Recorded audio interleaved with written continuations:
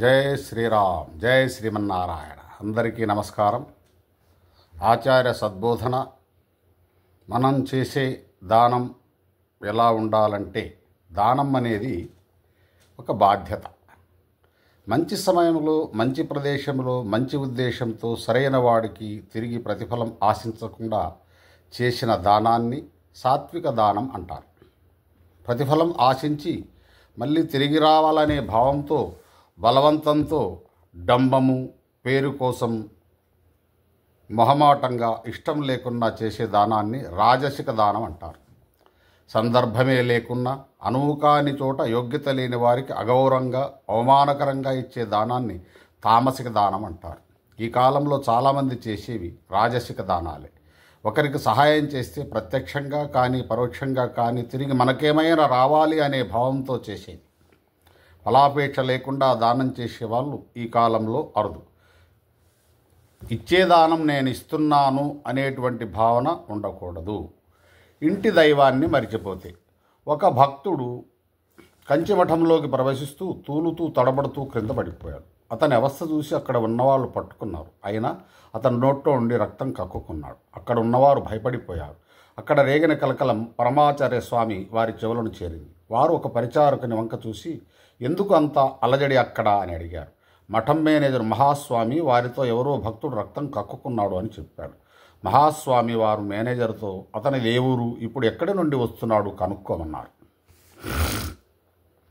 ఆ భక్తుడు తిరిగొచ్చి దగ్గరలోని ఒక పల్లెటూరు నుండి వచ్చాడు. చిదంబరంలోని నటరాజస్వామి వారిని దర్శించుకొని కాంచీపురానికి వచ్చాడు. మహాస్వామి వారు ఆ పెద్ద మనిషిని దగ్గరలోని డాక్టర్కు తీసుకెళ్ళమని చెప్పాడు. జై శ్రీమన్నారాయణ. టీ హరినామస్మరణాధనోప్యాయం. భగవంతుడు అన్నింటా ఉన్నానని చెప్పినప్పుడు హిందువులు విగ్రహారాధన ఎందుకు చేస్తారు అనేటువంటిది కూడా ఒకటి ఉన్నది. ఒకసారి వివేకానందుడు ఇప్పటి రాజస్థాన్లో ఉన్న అల్వార్ సంస్థానాధీశుని దగ్గరికి వెళ్ళాడు. విగ్రహారాధనను వెక్కరించడానికి ఆ రాజు వివేకానందునితో, నాకు విగ్రహారాధన పట్ల విశ్వాసం లేదు. రాయిని, రప్పని, కర్రని, లోహాన్ని ఎవరైనా ఎలా ఆరాధిస్తారు? ప్రజలు అపోహలో ఉన్నారు. కేవలం సమయం వృధా చేసుకుంటున్నారు అన్నాడు. స్వామీజీ నవ్వుతూ స్పందించారు. రాజుగారి సహాయకుడిని అక్కడ గోడకి వేలాడుతున్న రాజు చిత్రపటాన్ని క్రిందకు దించమన్నారు. అయోమయంలో పడిన ఆ సహాయకుడు స్వామీజీ చెప్పినట్లే చేశారు. అప్పుడు స్వామీజీ ఆ పటంపై ఉమ్మివేసి తొక్కమని రాజు సహాయకుడిని ఆదేశించారు. నిర్ఘాంతపోయిన సహాయకుడు రాజు వైపు, స్వామీజీ వైపు చూస్తూ ఉండిపోయారు. స్వామీజీ మళ్ళీ ఆదేశించారు. ప్రతిసారి మరింత తీవ్రంగా ఆదేశించసాగారు. రాజు అగ్రహోదగ్రుడవుతున్నాడు. సహాయకుడు వణికిపోతున్నాడు. చివరికి సహాయకుడు, నేను ఈ పటంపై ఎలా ఉమ్మగలను? పటంలో ఉన్న చిత్రంలో మా రాజు ఉన్నారు అంటూ అరిచాడు. అప్పుడు స్వామీజీ రాజుని ఎదురుగా వ్యక్తిగా కూర్చొని ఉన్నారు. ఆ పటంలో ఉన్నది ఒక కాగితం మాత్రమే. అది మాట్లాడటలేదు, వినలేదు, కదలలేదు. కానీ నువ్వు ఆ పటంపై ఉమ్మి వేయనంటున్నావు, తొక్కనంటున్నావు. ఎందుకంటే నువ్వు ఆ పటంలోని రాజును చూసుకుంటున్నావు కాబట్టి ఉమ్మి వేయనంటున్నావు. ఆ పటం మీద ఉమ్మితే నీ రాజు మీద ఉమ్మినట్లని నువ్వు అనుకుంటున్నావు, అంతేనా అన్నారు. స్వామీజీని చూసిన రాజు స్వామీజీ ముందర సాష్టాంగపడ్డాడు. స్వామి, మీరు చెప్పదలుచుకున్నది నాకు పూర్తిగా అర్థమైందని ఆ రాజు చెప్పాడు. ఇదే విగ్రహారాధన యొక్క సారం. భగవంతుడు అన్ని చోట్ల ఉన్నాడు, కానీ మనం ఆయనని పూజించాలనుకుంటాం, కోరికలను కోరాలనుకుంటాం, నివేదన చేద్దామనుకుంటాం, కథలు చెప్పాలని అనుకుంటాం, స్నానం చేయించాలని అనుకుంటాం, ఆడుకోవాలనుకుంటాం. మనం మన జీవితాలలో ఏమి చేస్తామో అన్న భగవంతుని చేయించాలని అనుకుంటాం. విగ్రహం రూపంలో ఉన్న భగవంతుని ఆకారాన్ని మనం మన సహచరుడుగాను, మార్గదర్శకునిగాను, స్నేహితునిగాను, రక్షకునిగాను, ప్రసాదించే వానిగాను, సాటి మనిషిగాను భావించుకుంటూ ఉంటాం. విగ్రహం మనం చూడగలిగే ఆ దేవదేవుని యథార్థ ప్రతినిధి. నేను ఆ విగ్రహపు కనుల్లోకి చూస్తున్నప్పుడు నాకది రాయిలాగానో లోహంలాగానో కనిపించదు. మరొక జత కన్నులు ప్రేమతో నన్ను నవ్వుతూ చూస్తున్నట్లు అనిపిస్తుంది. సందేశం నచ్చితే దయచేసి విని అందరూ కూడా ఇలాంటి విగ్రహారాధన ఎందుకు చేయాలనేటువంటిది అపోహను తొలగించుకోవడానికి కోసం ఇది చెప్పబడింది. అట్లాంటి అపోహలు ఉండద్దు. భగవంతుడు ఎక్కడ చూసినా ప్రతి వస్తువులోనూ ఉన్నాడు. అది నీవు ఆరాధించేటువంటి విధానాన్ని బట్టి, అందుకే నమ్మకం అనేటువంటిది చాలా ముఖ్యం.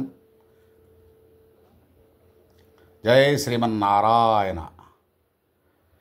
ఇవాళ జీవుడు ఈ శరీరంలో ఉన్నాడు. గతంలో ఇదే జీవుడు ఏ శరీరంలో ఉన్నాడో తెలియదు. ఏదో శరీరంలో ఉండి ఏదో తప్పిదం చేశాడు, ఏదో పాపం చేశాడు, పుణ్యం చేశాడు. ఆ పాపమైనా పుణ్యమైనా అనుభవించే పోవాలి.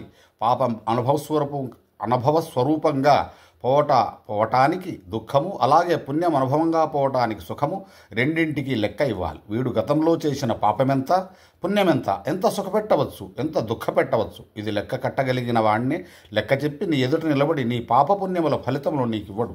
ఆయన వెనక నిలబడి గమ్మత్తుగా లెక్క కట్టి ఆ లెక్క సారాంశంగా సుఖదుఖములను ఇస్తాడు. ఆ పరమేశ్వరుని మనం పట్టుకొని నిలదీయడానికి ఆయన మన కనుల ఎదుట కనపడేవాడు కాడు, మాంసనేత్రములకు గోచరము కాడు. కాబట్టి ఈశ్వరుణ్ణి నిలబెట్టే ప్రశ్న చేయడం సాధ్యం కాదు.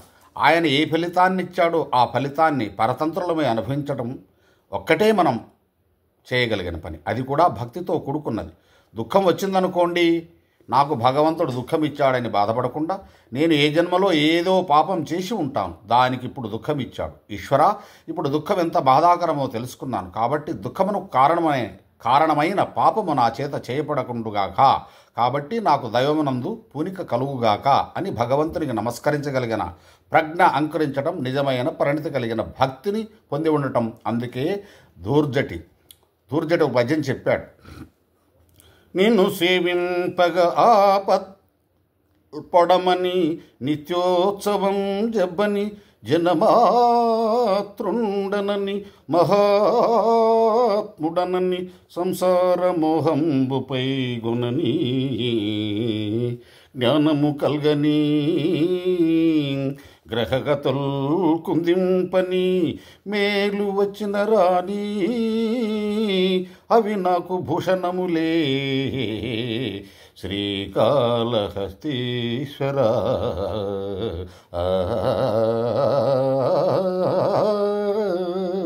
అని అంటాడు.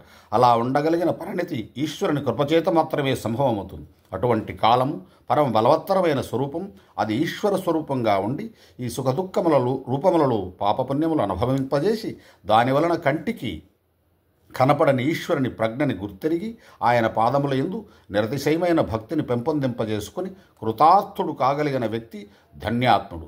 జై శ్రీమన్నారాయణ. జై శ్రీరామ్.